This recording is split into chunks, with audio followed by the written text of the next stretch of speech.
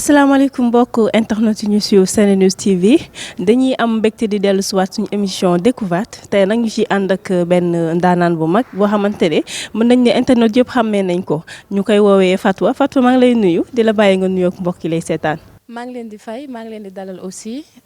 di leen remercier man la Fatwa Sadia ci série Jabaru Góor gi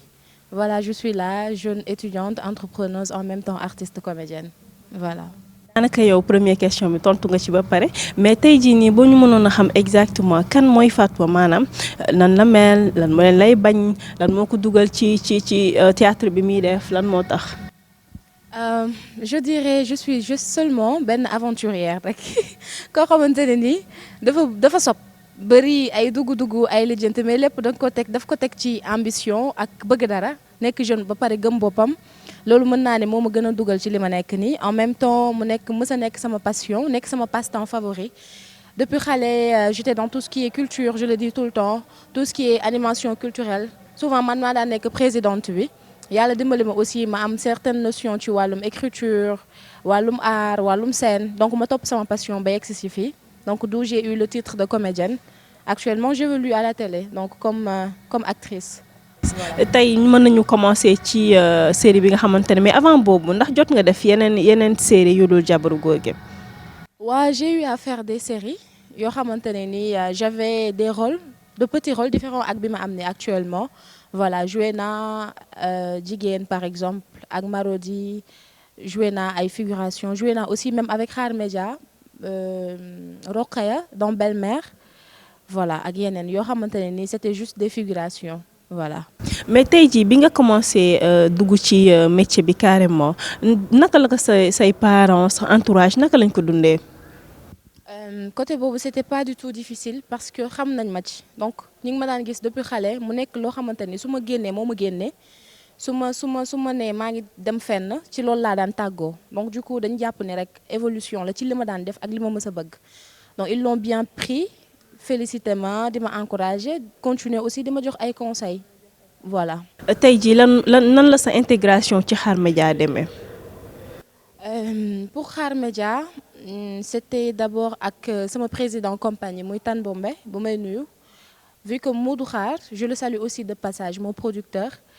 travaillait avec Tan mon président de compagnie donc là il a eu à me connaître évoluer dans la scène. donc il a fait appel à moi ci rôle bi ma la doon wax sànq muy Rokhaya noonu la affaire yi demee il m'a juste appelé pour le rôle me disant que rôle bi ma soxla comédienne dëgg moo ko mën jouer donc yow laa ci choisir pour nga jouer ma ko après suñu liggéey yi la continuer ba Sadia Jabaru Góor gi. léegi yow métier bi ngay def muy théâtre naka nga ko allié woon ak say études pour ñi nga xamante ne ci bëgg a dugg ndax yow yaa ngi continuer say études ba tey wala naka la demee woon. oui maa ngi continuer samay études ba tey. mais c'était pas facile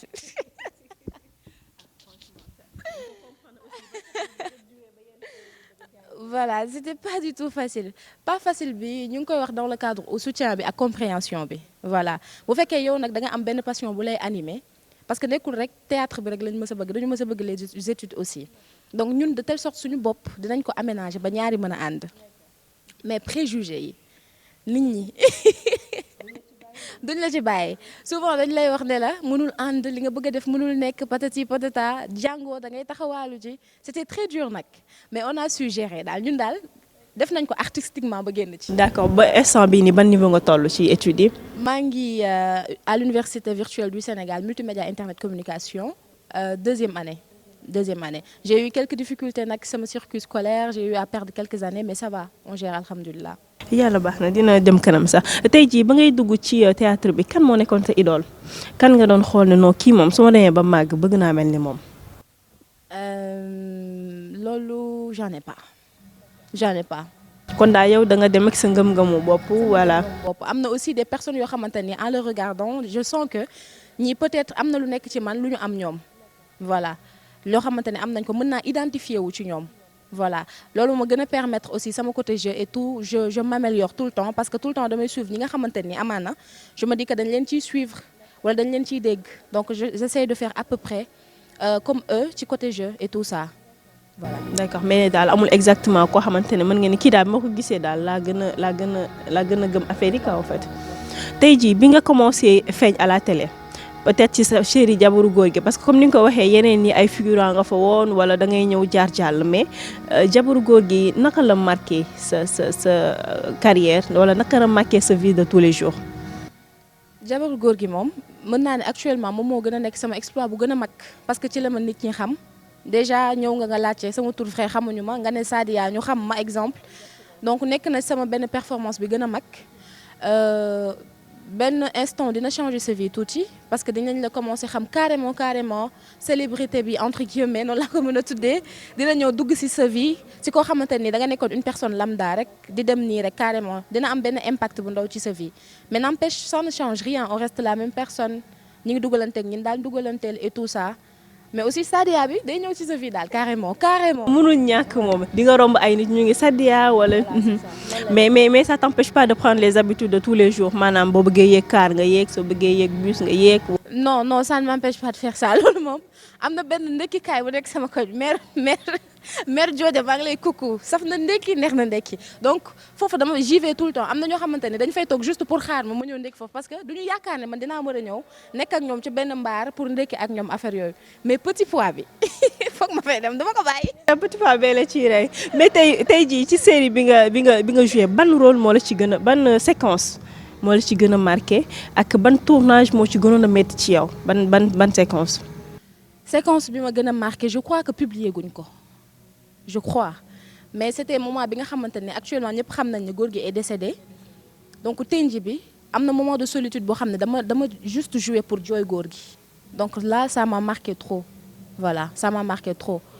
foofu moo ma ci gën a marqué. mais ba tey ñu ñëw ci loolu yaa ngi joué série bi di joué affaire u Tenji te gis nañ Sénégal préjugés yi ñu ci am est-ce que tey buñ ko say entourage gisee waxuñu wala je sais pas amul benn gis-gis buñ ko def nekk xale amagoo jëkkër di joué ay rôle lu Tenji ak yooyu wala amuñ ci woon benn problème. foofu moom macha allah sama côté entourage moom déjà je dis que ñoom seen mental ils sont très forts d'esprit donc dañuy comprendre que c'est juste un rôle te man aussi je me suis battue def de telle sorte que rôle bu mu mënti jouer ñu xam ne lii rôle kase la. voilà ñu xam ne loolu ça se limite seulement au rôle bu jeex na voilà c'est juste mon travail je le fais convenablement après voilà c'est tout. d'accord léegi mën nañu wax ni théâtre bi ngay def nii da nga ko jàng. waaw d'une part waaw dama ko jàng parce que j'ai eu à faire des formations j'ai eu à avoir des diplômes des attestations de théâtre mais sur la scène ça c'est la scène quand on parle de théâtre on parle de la scène. léegi loolu moom je dis que benn côté je me suis performée jàng ko am ay diplômes am ci maîtrise un peu. d'accord donc yow lan ngay tontu ñi nga xamante ne nee nañ génération bi nekk ci série yi léegi jànguñu théâtre xamuñu ko dañ leen di gis soit par seen physique wala par li ñu mel ak jël leen ci série yi lan ngay tontu ñooñu et que seen niveau dafa faible en fait loolu la ñu jugé. tu sais on n'est pas acteur on le devient. donc entre-temps au cours de l'expérience que tu fais mën nga ci gën a perfectionné wu gën a xam donc li ma leen di wax rek mooy ñu am patience côté jeunes yi laay wax côté nit yi nga xamante ne nag dañuy am ay préjugés di juger nañu gën a am patience gën a xam parce que tamit balaa ngay wax ci benn affaire foog nga maîtriser ko ba pare doo ko mën a wax wala doo ko mën a corriger voilà am na ñoo xamante ne nii bu ñu waxee côté télé côté audiovisuel tey en tant que journaliste ton profil peut intéresser un producteur mu jël la juste intégrer la en tant qu'actrice. mais bu fekkee ne côté théâtre bi dafa gën a laaj ay performance laaj ay gëstu laaj ay xam ba ci télé bi ñi nga xamante ni ay acteurs lañ c'est normal ñu def ay formation acting ñu am ay performance yoo xamante ne dina leen permettre parce que nekkul rek même la façon de regarder à la télé wala sur la scène ça s'apprend ça se travaille man dama dër man je bégayais carrément mais j'ai eu à travailler ça presque 1 an pour su may wax doo ko gis doo ko sentir je travaille ça donc dañ lay jox ay atelier defal la ay formation de telle sorte que tu maîtrises sa respiration xam fan nga war a nooyee fan nga war a waxee loolu ça s'apprend c'est pas n'importe qui rek mooy ñëw rek jug taxaw ne damay nekk comédien wala damay nekk actrice di nga am yu bëri yoo xam ne dañ koy travailler naka ngay taxawee naka ngay waxee naka ngay doxee voilà c'est pas facile mais ça demande juste des formations et des ateliers. boo gisee ma laaj la question mel noonu dañu gis ne jamono ji ñu toll les jeunes n'hésitent pas à jouer des scènes obscènes juste pour mën a am buzz ci théâtre bi yow déjà phénomène boobu naka nga gisee. souvent damay wax côté boobu suñu ma ci laajee damay wax juste que dafa am ñoo xamante ne ni dañuy bëgg forcer seen bopp lu ñu nekkul forcer seen bopp lu ñu moomul te métier bi bari na ci ñoo xamante ne ni moomuñu ko parce que ku ci nekk je le dis tout le temps star nga ci li ngay def maçon bi star la ci li muy def actrice bi star la ci monde cinéma bi même balekat bi fobeerekat bi man su ma ko fekkoon star la ci li muy def donc ku ci nekk li nga nekk mën nga ci nekk star nekk ci vedette am na ñoo xam ne nag ma riirandoo lañ ñoom ñooy yàq métier bi donc ñooñu aussi métier baa ngi fi ñu ngi fi nañ dem waaw. mais gis nañ ne Fatwa ci TikTok bi surtout y a un monde fou boo xamante ne la ciy topp ñu ngi lay suivre ci TikTok bi et tout lu waral loolu c'est quoi le secret de Fatwa. ah vraiment bu la neexee parce que aussi tamit quoi qu'on puisse dire sa TikTok yi dafa reetaanlu et tout pourquoi tu as choisi de faire ça. côté TikTok moom maa ngi nuyu sama follower TikTok yëpp amoon leen vous êtes unique mais dañu baax. Dès le début man dama ñëwoon TikTok juste parce que application la quoi et tombé woon na aussi ñu amoon problème ak Covid 19 bi kenn amuloon loo def y avait que TikTok genre je peux dire que ñun ñoo ko doon doog a découvrir sax parce que yàggoon na mais j'ai pas de secret mais capté naa ci yenn commentaires yoo xam ne ça revient souvent mooy ma simplicité naturelle bi voilà loolu moo tax ñu bëri ñu accroché wu ci sama image c'est juste ça. kon loolu daal moo waral mais à part le théâtre tu fais du slam. oui du slam. naka la amour bi duggee ci yow et nooy évoluer ci domaine boobu noonu. loolu moom depuis xale la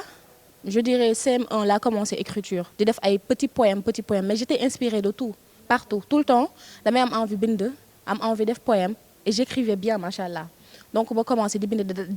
dajalantu tuuti loolu moom je peux dire que côté artiste bi la parce que je n'avais pas compris après nag ci laa découvrir slam bi commencé participer ay festival international et tout ak déclamation bi vu que j'ai eu à faire des formations côté théâtre parce que théâtre moom la scène a tout tu peux danser tu peux chanter tu peux faire tout pour nekk un artiste complet donc côté diction bi ça va ma commencé di déclamer avec la plume rebelle que j'ai loolu mooy gën a indi turu Fatwa bi moo ko gën a siiwal donc ma commencé di bindantu découvrir slam xam naka la ñuy déclamer et j'avais même commencé à donner des cours de diction loolu moom gën a poussé ma commencé déclamer mais carrément sur slam maintenant je fais plus du slam mais pas poète je suis plus poète mais plus slameur voilà. mais en dehors du slam bi ngay def ak théâtre bi ban activité ngay yëngu instant bi. À part ça j'ai toujours aimé vendre donc damay def commerce am naa boutique en ligne machallah donc ci laa nekk pour créer une entreprise de mode et tout ça donc ci laa nekk petit à petit di ci évoluer. D'accord tey ñu jeexal émission bi ak fait d'actualité naka nga gisee réew mi Fatwa. jax na quelque sorte. jaxasoo. dama fi nekk sax di préciser fii ak fii mais de manière générale naka nga gisee réew. jaxasoo na metti na aussi nag metti na parce que yërmande fu mu jógee dara desatu fa nit ñi bu ñu gënoon yërëmante di jéggalante ba pare nangulante parce que tey jii su ma la accepté li nga doon man ma accepté keneen ki accepté man li ma doon du metti muñalante bi moo fi manqué muy ci cadre relation familiale mag ak rakk ci cadre sëy cadre leneen ak leneen voilà nañu jàppalante daal en tant qu'être humain ñu bañ di nu ma koy waxee di bañ a metti voilà noonu laa ko gisee yërmande bi daal su mënoon delsi jàppante bi solidarité bi alhamdulilah dina gën a neex ba pare ku ci nekk li nga am nga doyloo ko comme li ma wax sànq rek je fais ça je suis entrepreneuse machallah donc yu bëri mën nga ko teg dëkk bi métti na torop mais ñun tamit jeunes yi nañ gën a góorgóorlu gën a entreprendre ba pare doyloo suñu xel ak li ñu am loolu bu ñu ko defee rek ça va. dina neex daal léegi tey ban texte nga ñu may ñu tëjee ko suñu émission bi je sais pas soit un poème soit quelque chose comme mënoo fay def benn scène kay. non yéen moom je vous dis machallah alhamdulilah parce que fi ngeen ñëw da ngeen a fekk. maa ngi nii sama bërëbu liggéeykaay ngeen ma fekk donc spectacle maa ngi nii commencé waat je suis de retour à la scène parce que toog naa benn je dirais 3 ans yoo xamante ni j'étais pas sur la scène yéen a ngi ma fekk ak tenue de répétition ça me fait vraiment plaisir te machallah j'espère que vous aurez l'occasion de suivre le spectacle bi ñu nekk nii di préparer et je salue mes collègues de passage muy Aliou Sané ak Moussa ñu nekk aussi ay comédiens yu mag fii Sénégal ma am opportunité ak chance liggéey ak ñoom machallah donc pour texte bi ma xool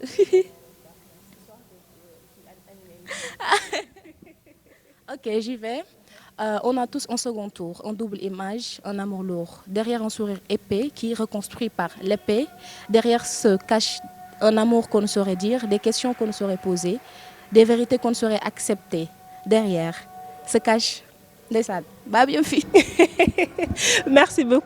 beaucoup Fatwa ça a été un plaisir di dalal sama émission découverte ñuy saluer bu baax nag tamit oyof bi nga am ak accessibilité bi nga xamante ne yombalal nga ñu ko dañ la woo rek nga nangul ñu ko vraiment ñu ngi la ci remercier bu baax a baax amit internaute de SeneNews lii la ñu àndiloon seen émission découverte may sant di gërëm bu baax sama caméraman yi nga xamante ne ñoom laa àndaloon di leen dox daje beneen semaine ak beneen daanaan